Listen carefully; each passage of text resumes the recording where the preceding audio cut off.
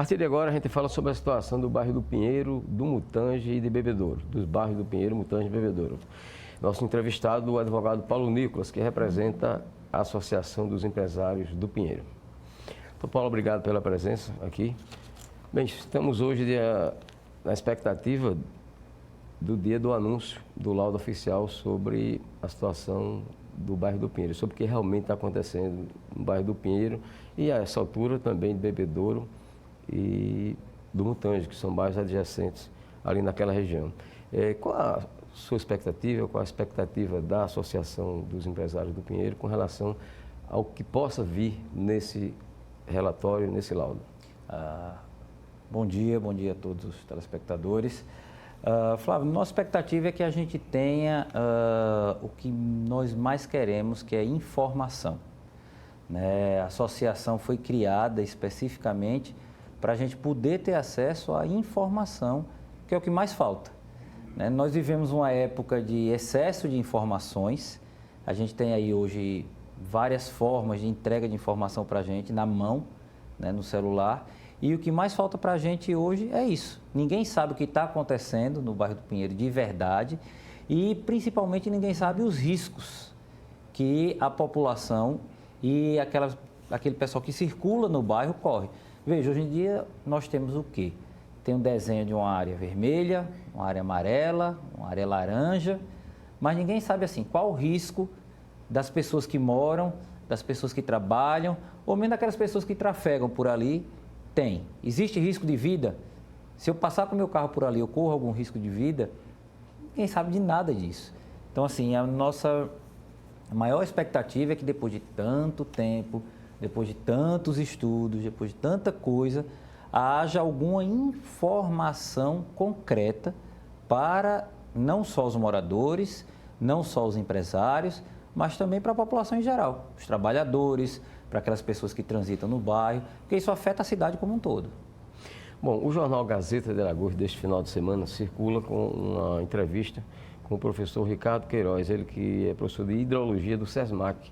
Ele foi contratado pela Braskem, ele e outras pessoas dessa parte técnica.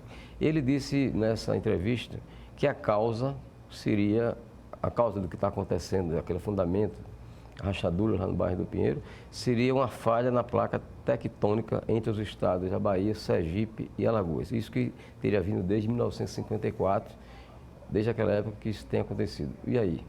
Seria esse um caminho?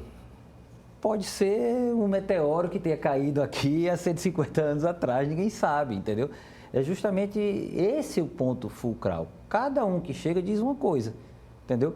Vem o senador, diz que corre o risco danado. Cadê o papel? Né? Vem a CPRM, diz que está vendo o laudo, mas que de boca diz que pode ser fator A, B ou C. Vem Defesa Civil e diz outra coisa, evacua, não evacua, corre risco, não corre risco. De concreto, a gente não tem nada. Veja, nós até hoje, isso aconteceu em dezembro de 2017, o primeiro tremor. Nós já estamos em abril, quase maio de 2019. Nós não temos sequer a informação do risco que as pessoas que estão lá correm. Então a gente não sabe o que está acontecendo ainda. Falar é muito fácil, né? Agora, um documento oficial de uma autoridade, de algum órgão público, que se comprometa com o que está escrito, isso é o que nós esperamos que aconteça finalmente amanhã, né? E, curiosamente, as entidades representantes da sociedade civil não foram convocadas para a sessão de apresentação disso, que nós entendemos que nós temos toda a legitimidade, não só a gente, mas as outras associações e lideranças comunitárias, de participar desse fato até para poder tirar as dúvidas mais básicas, que é isso que a gente clama tanto. Vocês já têm ideia de quantos empresários tiveram de encerrar suas atividades no bairro do Pinheiro e quantos empregos foram perdidos por conta desses rumores? Olha, eu posso lhe afirmar que mais de 500 empregos já foram perdidos, até hoje, por causa dos rumores. Volto a dizer, até hoje são rumores. Fora isso, nós não temos só empresários afetados, porque, veja, nós não temos só os empresários que estão lá diretamente. Existe, por exemplo, vamos imaginar a situação de uma construtora. Uma construtora, ela fica na Pajuçara, na Jatiuca, no centro da cidade, mas ela tem investimento lá. Tem terreno, tem obra, tem prédio para vender e do nada esse investimento se acaba. Ela é interessada? Ela tem prejuízo? Ela tem muito prejuízo. Muito prejuízo. Existem escolas que estão ali.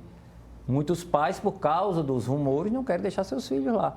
Está certo, porque a pior coisa, eu digo, numa sociedade de informação, que é que nós vivemos hoje, é a falta dela. E isso dá muito aso para quê? Para que todo mundo consuma todo tipo de informação. Um fake news, uma coisa que qualquer um escreve, coloca no YouTube. Eu já vi coisa no YouTube, um vídeo no YouTube, que dizia que o bairro ia cair para o mar, que a cidade de Maceió ia cair para o mar, enfim. Os maiores absurdos a gente vê aí acontecendo, mas tudo é boato.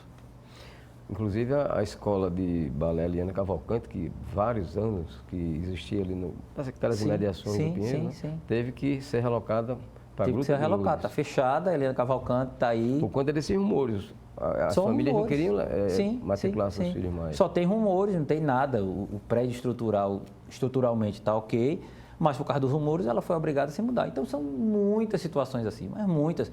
Donos de imobiliárias que tiveram que se mudar porque o cliente não vai mais lá.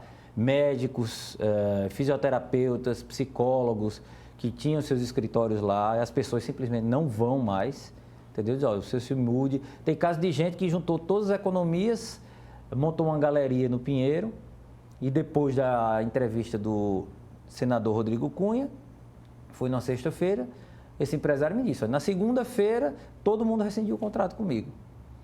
Com base em quê? Em nada.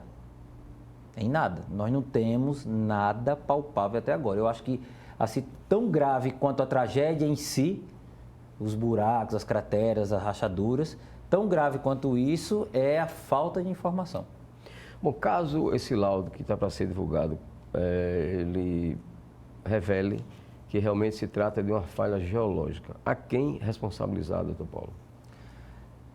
Bom, se for uma falha geológica, a gente só pode responsabilizar o Papai do Céu, não é responsabilidade de ninguém.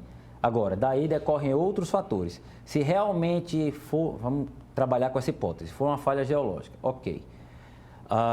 Existia falha geológica, se sabia dessa falha geológica, então por que alguns órgãos construíram ou permitiram construção no local de falha geológica? Porque a tubulação de água e esgoto foi feita sem a previsão de uma flexibilidade diante da dança, vamos chamar assim, eu não sou técnico, da dança do solo. Isso causou prejuízo diante dessa falha geológica e da falta de previsão ou de obras que previssem esse movimento de terra, entendeu? Isso causou prejuízo, é isso que a gente vai precisar apurar ao longo do tempo. Outra questão que preocupa os moradores do Pinheiro, principalmente, e inclusive aqueles que já saíram e tiveram que deixar suas casas, é o seguinte: até que ponto o poder público tem, digamos assim, a atribuição de cortar os serviços como energia e água para forçar que a pessoa saia, abandone aquele prédio, aquele imóvel? Olha, o poder público tem o poder de polícia para cortar isso. Agora, ele precisa de subsídios. Não pode o poder público simplesmente com base em boatos, volto a dizer aqui, em nada de concreto, dizer, olha, você tem que sair da sua casa. Você tem que sair da sua casa por quê? Né? E você vai assumir a responsabilidade e todos os prejuízos dessa minha saída, porque a partir do momento em que o poder público diz evacue um bairro, ele tem que dizer o porquê ou ele vai ser responsabilizado por todo aquele prejuízo. Entendeu? Ele tem o poder de polícia de dizer, olha, sua casa está condenada. Eu recomendo que você saia. Eu posso cortar luz e água, mas o poder público não pode obrigar a pessoa a ir lá e buscar a fórceps, a pessoa e tirar ela de casa. Cabe à Defesa Civil condenar ou não. Nós vemos aí muitos casos no Rio de Janeiro, muitas vezes que pessoas morrem porque a Defesa Civil condena um determinado imóvel e a pessoa não sai, né? Mas o poder público não vai poder tirar a pessoa da sua casa. Isso aí, o direito constitucional à propriedade ainda prevalece sobre isso. Muito se fala sobre um plano de evacuação, de um nível de emergência. Já tem até local escolhido para colocar as pessoas que precisam se evacuar desses bairros de Pinheiro, Mutange e Bebedouro, que seria o ginásio do SESI, que comporta cerca de 8.000 pessoas, segundo já avaliaram. A Associação dos Empresários tem conhecimento desse trabalho, desse plano de evacuação? Tem conhecimento desse plano de evacuação, não na sua totalidade, mas nós achamos que ele ainda precisa ser melhor planejado. É dever do poder público trabalhar com essas contingências, até porque, como nós não temos informação, eu volto a dizer isso, é o grande problema, a falta de informação, mas cabe ao poder público trabalhar com as possibilidades. E dentre as possibilidades existe essa, de fato, é um fato. Como nós não sabemos o que pode acontecer, tudo pode acontecer, né? Nós temos o conhecimento, houve, até onde eu soube, que eu não participei, houve uma simulação.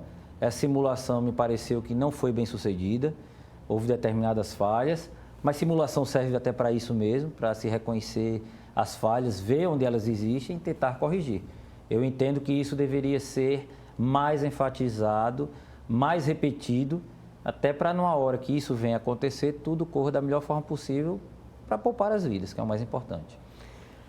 Muito obrigado ao advogado Paulo Nicolas, que representa a Associação dos Empresários do Pinheiro, pela sua participação aqui nesta edição de Conjuntura. Vamos agora ao intervalo, daqui a pouco o nosso assunto é bastante ameno em relação ao que estamos tratando. Vamos falar de chorinho, um ritmo tão brasileiro que vai ser abordado aqui pelos músicos Siqueira Lima e Nelson Almeida Neto. Até já.